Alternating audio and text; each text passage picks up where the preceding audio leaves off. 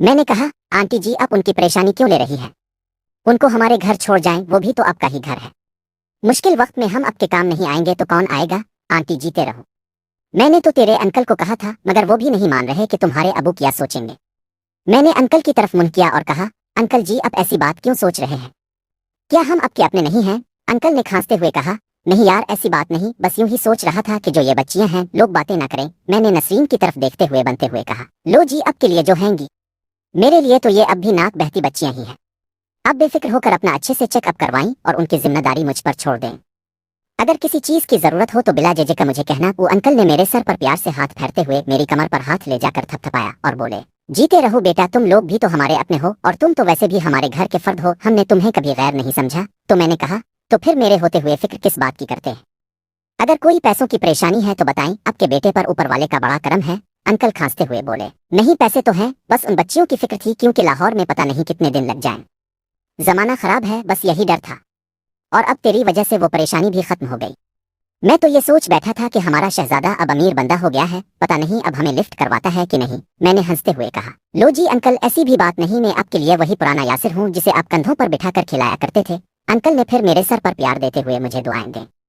फिर मैंने पूछा, अंकल जी लाहौर आप रहेंगे कहाँ? अंकल बोले, तेरी आंटी के भाई के ससुराल लाहौर में रहते हैं, उनसे बात हुई है। वो तो कब से कह रहे हैं कि आ जाऊं, मगर बच्चियों की वजह से उनको टाल मटोल कर रहे हैं। आंटी बोली, चलो अब छोड़ भी दो बच्चियों की फिक्र, यासिर ने तसल्ली तो दे दी है, बस अब आप 1-2 दिनों में लाहौर चलने की तैयारी करें। मैं कल ही भाई से बात करती हूँ कि हम आ रहे हैं। मैं कुछ देर मजीद उनके पास बैठा रहा और फिर उनसे इजाजत लेने के बाद घर वापस आ गया। अगले 2-3 दिन भी ऐसे ही गुजर गए। उन दिनों में कुछ खास न हुआ, बस रोजमर्रा के मामला। चौथे दिन में घर से सीधा सूफी के घर पहुंचा और बैल दी तो माही ने दरवाजा खोला। मैंने मुस्कुराते हुए पूछा, खैर है, आज कॉलेज क्यों नहीं गई? तो माही कुछ परेशानी से बोली, कुछ नहीं भाई, बस यूं ही। मैंने इसके चेहरे पर परेशानी के आसार देखकर उसके सर पर हाथ फेरते हुए प्यार से पूछा, क्या हुआ माही, परेशान क्यों? माही एकदम मेरे कंधे के साथ लगकर ऊंची आवाज में रोने लग गई। मैं माही के यूं रोने से परेशान हो गया और मेरा ध्यान फौरन आंटी की तरफ गया कि कहीं उनकी तबीयत ना खराब हो। मैंने संजीदगी से माही के सर को सहलाते हुए पूछा, क्या हुआ बेटा, क्यों रो रही हो? घर में सब खैरियत तो है? इतने में सूफी भी गैराज की तरफ चलती आई। माही को यूं रोते हुए इसके चेहरे पर भी परेशानी के आसार नुमाया होने लग गए। मैंने सूफी की तरफ देखते हुए कहा, सूफी क्या हुआ इसे, ये क्यों रो रही है और तुम भी क्यों परेशान हो? कोई मुझे कुछ बताएगा भी कि नहीं? मैंने सूफी को देखते हुए एक ही सांस में ढेर सारे सवाल कर दिए। सूफी एकदम खुद को संभालते हुए मेरे करीब आई और माही को पकड़कर उसके सर को अपने कंधे से लगाकर उसके गाल थपथपाती हुई इसे चुप करवाते हुए ड्राइंग रूम की तरफ ले जाती हुई बोली, कुछ नहीं हुआ, बस यूं ही पागल है, ये फजूल में रोए जा रही है। मैं सूफी के पीछे हैरान होता हुआ ड्राइंग रूम में पहुंचा तो सूफी ने माही को सोफे पर बिठाया और उसके साथ बैठकर उसके आंसू साफ करते हुए इसे चुप करवाने लग गई। माही बच्चों की तरह हिचकियां ले लेकर रो रही थी। मैंने नजर चारों तरफ दौड़ाई तो आंटी भी परेशान सी कमरे से निकली और मेरी तरफ एक नजर डालकर भागी हुई माही की तरफ गई और कहती हुई, क्या हुआ मेरी बच्ची को? उनके साथ ही बैठकर माही को चुप करवाने लग गई। माही के एक तरफ सूफी और दूसरी तरफ आंटी बैठी थी, जबकि मैं उनके सामने मुंह खोले बारी बारी तीनों को देखता जा रहा था। मुझे मामला काफी संजीदा लगा। मैंने फिर आंटी जी को मुखातिब करते हुए कहा, आंटी जी हुआ क्या है? मुझे भी तो कुछ बताएं। सब खैरियत तो है? माही क्यों रो रही है और अब सब क्यों परेशान है? इससे पहले कि आंटी कुछ बोलती माही मेरी तरफ देखते हुए बोली, भाई मैंने अब कॉलेज नहीं जाना, मुझे रोज। सूफी ने माही के मुंह पर हाथ रखते हुए इसकी आवाज को दबा दिया और गुस्से से माही को घूरती हुई बोली, मुंह बंद रखो, तुम्हें रात को भी समझाया था। आंटी का रंग भी उड़ गया था। मैं उन सब की हालत देखकर मजीद परेशान हो गया और आगे बढ़कर माही की कलाई पकड़ी और इसे खींचकर उन दोनों के बीच से उठाकर खड़ा किया और इसे बाजू से पकड़कर एक तरफ ले जाकर खड़ा किया और इसे कंधों से पकड़कर हिलाते हुए बोला, बोलो क्या बात है? क्या हुआ है जो तुम कॉलेज नहीं जाना चाहती? किसी ने कोई बात की है क्या? माही आंटी और सूफी की तरफ देखे जा रही थी। इतने में सूफी जल्दी से उठी और मेरे करीब आकर खड़ी होकर बोली, यासिर कुछ भी नहीं हुआ, ये तो पागल है, यूं ही कह रही है। कॉलेज में टीचर ने इसे डांटा है तो बस इस बात को लेकर। मैंने अपने होंठों पर उंगली रखते हुए कहा, चुप, मैं बच्चा नहीं हूं जो तुम मुझे यूं बेवकूफ बना रही हो। जाओ तुम उधर जाकर बैठो, मैं अपनी बहन से खुद बात करता हूं। सूफी बोली, मगर यास। मैंने गरजदार आवाज में सूफी की बात को टोकते हुए कहा, तुम्हें सुना नहीं? कहा उधर जाकर बैठ जाओ। सूफी एकदम कांपी और सहमकर मुझसे दूर हटकर खड़ी हो गई।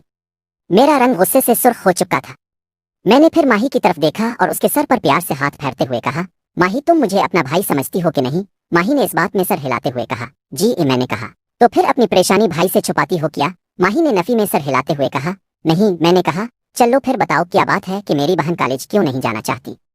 माही ने फिर सूफी और आंटी की तरफ देखा तो मैंने माही को कहा, माही उधर मेरी तरफ देखो और बताओ क्या बात है, वरना मैं यही समझूंगा कि तुम मुझे अपना भाई नहीं बल्कि गैर समझती हो। माही ने लाचारगी से मेरी तरफ देखा और फिर उसकी आंखों से टप टप आंसू गिरने शुरू हो गए। मैंने कुछ देर उसके बोलने का इंतजार किया तो फिर मैंने इसके कंधों को छोड़ा और बोला, ठीक है, अगर तुम मुझे अपना भाई नहीं समझती। और फिर मैंने गुस्से से आंटी और सूफी की तरफ देखते हुए कहा, और इस घर वाले भी मुझे अपना नहीं समझते तो मेरा यहाँ रुकना फजूल है।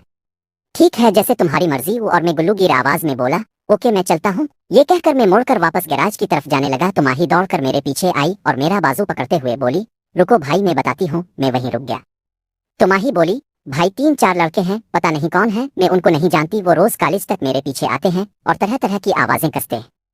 कल तो इनमें से एक लड़के ने मेरा बाजू पकड़ लिया था। ए माही की बात सुनकर मेरा रंग मजीद सुर्ख हो गया। गुस्से से मेरी आंखों में खून तैरने लगा, मेरा जिस्म हल्का हल्का कांपने लग गया। मैंने थरथराती आवाज में माही से पूछा, कब से वो तुम्हारा पीछा कर रहे हैं और किस वक्त किस जगह से तुम्हारे पीछे लगते हैं और किस चीज पर सवार होते हैं? मैंने एक ही सांस में सारे सवाल कर दिए। माही बोली, भाई वो 5-6 दिनों से मेरा पीछा कर रहे हैं। पहले तो मैं उनको इग्नोर करती रही मगर कल तो। माही फिर जार और कतार रोने लग गई। मैंने इसके सर पर प्यार दिया और इसे अपने कंधे के साथ लगाकर दिलासा देते हुए कहा, चुप कर, तेरा भाई अभी जिंदा है। तो मुझे पहले दिन भी बता देती तो यहाँ तक नौबत ही नहीं आती थी। चल चुप कर और बता कि तुम उनको पहचान लोगी। माही इस बात में सर हिलाते हुए बोली। मैंने कहा, बस आज का दिन तो कॉलेज से छुट्टी कर, और वैसे भी अब कॉलेज का टाइम खत्म हो गया, इसलिए आज तो घर रह, कल मैं तेरे साथ जाऊंगा और फिर तुम देखना तेरा भाई क्या करता है। इसके बाद कोई भी तेरी तरफ आंख भी नहीं उठाकर देखेगा। ये कहते हुए मैं माही को वापस ड्राइंग रूम में ले आया। आंटी और सूफी माही पर बड़क उठी कि मुझे क्यों बताया, अब कोई खून खराबा ना हो जाए। सूफी ज्यादा डी हुई थी क्योंकि वो पहले मेरा पागलपन अपनी आंखों से देख चुकी थी। मैंने आंटी और सूफी को थोड़ा नर्म लहजे में समझाया कि आप परेशान ना हो, कुछ भी नहीं होता। ऐसी लफनडोहे को जिस जबान में समझाया जाता है वो मुझे अच्छी तरह आती है। आंटी बोली, मुझे डर लग रहा है। इस पागल को समझाया था कि तुझे ना बताए मगर उसके पेट में बात ना रही। मैंने कहा, आंटी जी, माही मेरी बिल्कुल ऐसी ही बहन है जैसे नाजी मेरी बहन है। आपकी इज्जत मेरी इज्जत है। मैंने इस घर का नमक खाया है और आप लोगों की वजह से मैं इस मकाम पर हूँ। मेरी बहन की तरफ कोई मैली आंख से देखेगा तो मुझसे ये बर्दाश्त नहीं होगा। उनकी वजह से मेरी बहन पढ़ाई नहीं छोड़ेगी। कुछ देर मजीद हम इसी टॉपिक पर बात करते रहे। आंटी मुझे बार बार लड़ाई से मना करती रही, सूफी भी मुझे समझाती रही। फिर मैं और सूफी दुकान पर आ गए। रास्ते में भी सूफी मुझसे वादे लेती रही कि लड़ना नहीं है, बस प्यार से समझा देना। मैं हूँ हाँ में इसकी बातों का जवाब देता रहा। दुकान पर पहुंचा तो मुझे परेशान देखकर जुनेद ने वजह पूछी तो मैंने इसे सारी तफसील बता दी। जुनेद का पारा भी चढ़ गया और वो मुझे अभी चलने का कहने लग गया। मैंने इसे समझा बुझा कर रिलैक्स किया कि अब वो हमें नहीं मिलेंगे, इसलिए कल सुबह सुबह तुम तैयार रहना, बोनी उनसे ही करेंगे। और वैसे भी काफी दिन हो गए हैं हाथ गर्म नहीं किए। जुनेद ने भी कल लड़ने की पूरी तैयारी किस ली और फिर कस्टमर्स की आमद के बाद हम काम में मसरूफ हो गए। रात को मैंने जुनेद को टाइम और जगह बताई और फिर सूफी को घर छोड़ा और माही को हौसला दिया कि सुबह तुम कॉलेज के लिए तैयार रहना और पैदल ही अकेली जाना। हम फलां जगह पर खड़े होंगे और बिल्कुल भी ना बेरेना। माही पहले मुझे मना करती रही, आंटी भी लाख समझाती रही, मगर मेरी जिद के सामने सबको हार मानना पड़ी। मैं फिर उनके घर से निकला और सीधा गांव पहुंचा और घर से खाना वगैरह खाकर बाहर चौक की तरफ चल पड़ा। और हसब मंशा मेरे लफनेदर यार चौक में बोड़े के नीचे डेरा जमाए बैठे थे। मुझे देखकर सब बहुत खुश हुए। सब भी मुझे तरह तरह से जुगतें मार कर छेड़ रहे थे कि आजकल खूब शहरी पोपट बच्चियां देख रहा है। कोई कुछ कहता, कोई कुछ। शादी भी उनका साथ बराबर दे रहा था। हम यूं ही 1 घंटा बैठे एक दूसरे के साथ हंसी मजाक करते रहे। फिर मैंने सबको मुखातिब करते हुए कहा कि कल क्या मसरूफियत है? शादी बोला, तुम हुक्म करो क्या करना है? मैंने कहा, बंदा मरवाना है। ई शादी शोखी से बोला, मार देंगे। मैंने थोड़ा संजीदा होते हुए कहा, यार एक मसला है, तुम सबको सुबह 7 बजे मेरे साथ शहर जाना है। ई शादी बोला, खैर तो है। मैंने कहा, यार कुछ आवारा लड़कों को ठीक करना है। शादी बोला, ये भी कोई काम है, फेंक देंगे। मैंने कहा, बस फेंकने ही है, सर नहीं फाड़ने। वो सब एक साथ बोले, कोई रोला नहीं। मैंने फिर सबको सारी हकीकत बताई मगर आधी क्योंकि माही को मैंने जुनेद की बहन बताया। शादी मुझे छेड़ते हुए बोला, हमें लड़कियों के पीछे ही लड़ाया कर। मैंने कहा, यार वो लड़की मेरी बहन जैसी है, ऐसी कोई बात नहीं। मेरा दोस्त है ना जो इस दिन हमारे साथ लड़ा था जुनेद। सब ने हाँ हाँ कहा। मैंने कहा, अब वो मेरे पास काम करता है, वो लड़की इसकी बहन है। तो सबका पारा चढ़ गया और फिर शादी ने कहा कि कल 2 को तुम मोटरसाइकिल पर बिठा लेना और बाकी को मैं ट्रैक्टर पर ले चलो नूनगुन नागा। मैं मजीद 1 घंटा इधर बैठा रहा और फिर सब अपने अपने घरों को रवाना हो गए। अगले दिन सब वक्त पर चौक में जमा हो गए। मैंने 2 लड़कों को बाइक पर बिठाया और बाकी के 4 लड़के शादी के साथ ट्रैक्टर पर सवार हो गए। डंडे हमने ट्रैक्टर पर ही रख लिए थे और हमारा 2 सवारियों का काफिला शहर की तरफ रवाना हो गया। कुछ देर बाद हम मुकर्ररा जगह पर पहुंचे तो जुनेद भी 2 लड़कों को साथ लेकर मोटरसाइकिल पर पहले ही इस जगह मौजूद था। हम सब बारी बारी जुनेद और उसके दोस्तों से मिले। हम जिस जगह खड़े थे हमारी वजह से वहां काफी हुजूम सा लग गया था। मेरी नजर इस तरफ थी जहां से माही ने आना था। माही ने मुझे बताया था कि वो लड़के इस जगह से भी मेरे पीछे लगते हैं, मगर मुझे अभी तक ना तो माही आती नजर आई और ना ही कोई लड़के ऐसे नजर आए जो मशकूक हों। मैं अभी ये सोच भी रहा था कि मुझे दूर से 3 मोटरसाइकिलों पर सवार 6 लड़के पैंटे पहने, बाल शाल बनाकर, सुनग्लास लगाए, बड़े हीरो बने, आहिस्ता आहिस्ता मोटरसाइकिलें चिल्लाते आती जाती लड़कियों को ताड़ती हुए हमारी तरफ आते दिखाई दिए। उनको दूर से देखते ही मेरी छठी हिस्स ने फौरन काम किया कि हो ना हो ये साले वही फकरे हैं, और फौरन मेरे दिमाग ने काम किया कि अगर उन्होंने हमें इकट्ठे खड़े देख लिया तो सारा काम बिगड़ जाना है। एक तो उनके खड़े होने की जगह भी यही थी, दूसरा हम डिशकरों के सामने वो सब अभी बच्चे थे, मम्मी डैडी बच्चे, और हम सबको एक साथ देखकर उनको गलत जानी थी कि आज हमारी खैर नहीं है। मैंने सबकी तवज्जो इंदौर से आने वाले लड़कों की तरफ दिलाई और शादे को कहा कि तुम ट्रैक्टर को आगे ले जाओ और कुछ फासले पर खड़े हो जाओ, और जुनेद को भी कहा कि तुम ट्रैक्टर से कुछ फासले पर खड़े हो जाओ ताकि उनको शक न हो कि हम सब एक साथ हैं, और अगर उनमें से कोई भागने लगे तो जुनेद तुम आगे से उनको घेर लेना और जब तक मैं न कहूं तब तक उनको कुछ नहीं कहना। हमने जल्दी से प्लान तैयार किया और उससे पहले कि वो लड़के हमारे करीब पहुंचते, शादी और जुनेद आगे निकल गए और मैं अपने दोस्तों के साथ वहीं खड़ा हो गया और दोस्तों को भी समझा दिया कि तुम उनकी तरफ मत देखना, और हम ऐसे खड़े हो गए जैसे मुझे मेरे दोस्त रास्ते में राह चलते मिले हों और हम खड़े एक दूसरे से बातें कर रहे हों। मेरे दोस्त बेचारे पिंडुहे टाइप और सादा से मैले कपड़ों में थे। वो लड़के स्लो मोशन में बाइक को चिल्लाते, सीटियां बजाते हमारे करीब आकर रुक गए और बारी बारी 3 पीछे बैठे लड़के उतरकर पीनटों में हाथ देकर बड़े हीरो बनकर खड़े होकर उधर उधर देखकर स्कूल और कॉलेज की लड़कियों को ताड़ने लग गए। हम अपने ध्यान खड़े बातें कर रहे थे कि इनमें से एक हीरो हमारी तरफ बढ़ा और बड़े रोब से बोला, वो हेलो उधर खड़े क्या कर रहे हो, चलो खिसको उधर से। मेरा एक दोस्त इसकी तरफ बढ़ने लगा तो मैंने इसकी कलाई को पकड़ा और इसे रोक लिया और उसकी तरफ देखते हुए कहा, अच्छा भाई चले जाते हैं, नाराज क्यों हो रहे हो। तो दूसरा लड़का भी इसके पास आकर बोला, चलो चलो शाबाश निकलो यहाँ से। मैं इसकी तरफ देखते हुए पाँव से ही बाइक को चिल्लाते आगे की तरफ ले गया और दोस्तों को भी आने का कहा। हम उन लड़कों से काफी आगे जाकर खड़े होकर फिर बातें करने लग गए। मेरे दोस्त मुझे बुरा भला कह रहे थे कि मैंने उन्हें क्यों रोका। मैंने उन्हें सब्र करने का कहा और जिस तरफ से माही ने आना था इस तरफ देखने लग गया। वो लड़के अभी तक वहीं खड़े थे और अपने काम में मसरूफ थे। कुछ ही देर गुजरी थी कि मुझे दूर से नकाब में माही आती हुई नजर आई। मैंने लड़कों की तरफ देखा तो वो बालों में उंगलियां फेरते हुए आपस में कोई बात कर रहे थे और उनका ध्यान भी माही की तरफ ही था।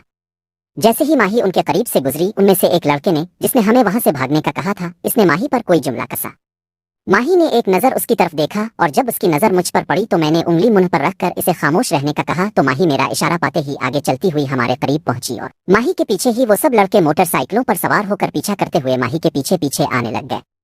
माही हमसे कुछ फासले पर ही थी कि इनमें से एक मोटरसाइकिल सवार माही के बराबर आया और उसके पीछे बैठे लड़के ने हाथ आगे बढ़ाकर माही का हाथ पकड़ना चाहा तो माही, जो पहले से ही होशियार थी, इसने जल्दी से हाथ पीछे किया और सड़क के किनारे पर खड़ी होकर उनको गालियां देने लग गई। मोटरसाइकिल सवार ने ब्रेक लगाई तो पीछे बैठा लड़का मोटरसाइकिल से छलांग मारकर उतरा और माही की तरफ बढ़ा। हम तीनों खड़े ये सब माजरा देख रहे थे। मुझे बस इसी मौके का इंतजार था। मैंने अपने दोनों दोस्तों को कहा कि तुम अभी उधर ही रुको, और ये कहते हुए मैं तेजी से बाइक को स्टैंड पर लगाया और इससे पहले कि वो लड़का माही के पास पहुंचता मैं बिजली किसी तेजी से भागकर लड़के और माही के दरमियान में खड़ा हो गया। माही मेरे पीछे खड़ी थी और लड़का मेरे आगे। लड़के ने जब मुझे यूं कबाब में हड्डी बनते देखा तो बड़े गुस्से से मेरी तरफ देखा और मेरा गिरेबान पकड़ते हुए बोला, तुझे पहले भी कहा था कि उधर से निकल ले, मगर तो बीच में हीरो बनने आ गया है। जानता नहीं मुझे क्या कि मैं कौन हूँ। मैंने इसकी बातों को नजरअंदाज करते हुए कहा कि इस लड़की को तंग क्यों कर रहे हो। इसके बाकी साथी भी बड़ी शौकी से मुझ अकेले को देखकर मेरे अर्द गिर्द खड़े हो गए थे। तो वो लड़का कहा लगाते हुए मेरे गिरेबान को झंझोड़ते हुए बोला, क्यों तेरी बहन है या फिर तो इसका यार है। लड़के की बात सुनते ही मेरा दिमाग घूम गया और मैंने इसकी कलाई को पकड़ा जिससे इसने मेरा गिरेबान पकड़ा हुआ था और एक जोरदार झटके से इसकी कलाई को मरोड़ा तो चीख की आवाज आई जैसे इसकी कलाई का जोड़ उखड़ गया हो। लड़के के मुंह से दिलदोज चीख निकली और साथ ही मैंने टांग फोल्ड की और जोरदार कुक इसके पेट में मारी। लड़का बिलकुत्ता हुआ अपने पीछे खड़े लड़के के ऊपर जा गिरा। पीछे खड़ा लड़का अपनी मोटरसाइकिल के आगे खड़ा था। टांग खाने वाला लड़का जब पीछे खड़े लड़के के ऊपर गिरा तो दोनों पीछे बाइक पर गिरे और बाइक को साथ लेते हुए सड़क पर जा गिरे। इतने में बाकी चारों लड़के मम्मी डैडी भड़की मारते हुए मुझ पर यलगार हुए। इससे पहले के लड़के मुझ तक पहुंचते उनसे पहले मेरे दोस्त उनके सर पर इपंची और साथ ही ट्रैक्टर और जुनेद भी इपंचा। बस फिर उनको पता भी न चला कि कहां कहां से उनको पड़ना शुरू हो गई। मैंने फिर इसी लड़के को गिरेबान से पकड़ा और हुजूम से बाहर खींचता हुआ ले आया। ये वही लड़का था जिसने माही का हाथ पकड़ने की कोशिश की थी और जिसकी कलाई का जोड़ उखड़ा था। माही डरा हुई एक तरफ खड़ी दोनों हाथ मुंह पर रखे उन लड़कों की पिटाई देख रही थी। मैं इस लड़के को खींचता हुआ माही के सामने ले आया और माही के सामने ही इस पर लातों और घूंसों की बारिश कर दी। वो बिलकुत्ता रहा, माही वो रहा चलाता रहा, मुआफिया मांगता रहा, मगर मैंने इसकी एक ना सुनी और मुसलसल इसकी ठुकाई करता रहा। जब वो लड़का बेजान होकर नीचे गिरा तो मैंने इस पर हाथ नरम किया और उसके पेट पर एक जोरदार ठोकर मारी तो उसके मुंह से दिलदोज चीख निकली और वो पेट पर हाथ रखे सड़क पर लेकियां लेने लग गया। मैंने इसे बालों से पकड़कर खड़ा किया तो लड़के के मुंह से खून और थूक टपक रहा था।